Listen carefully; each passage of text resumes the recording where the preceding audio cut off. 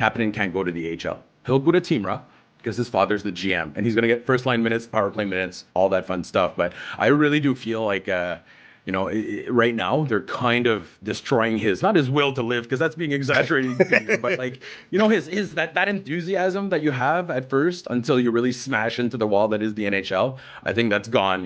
He's lost a little air in his wings. I hate seeing players that are talented on the fourth line. It drives me bonkers.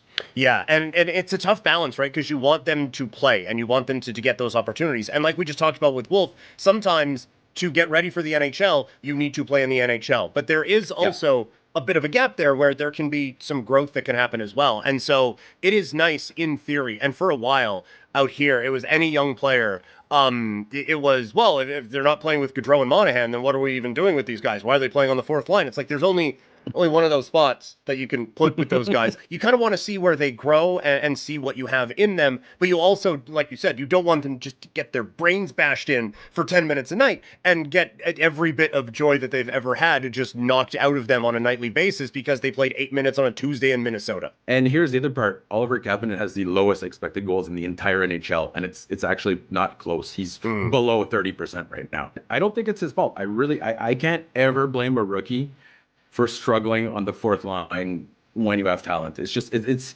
throwing a Lamborghini in a demolition derby. Yeah, demolition derby, and you're not even gonna let him go in reverse there, right? So it's just it's a waste of talent. And I know people have some rough opinions of what happens in Europe, but I'd rather my talented guy get top line minutes in Europe than also be.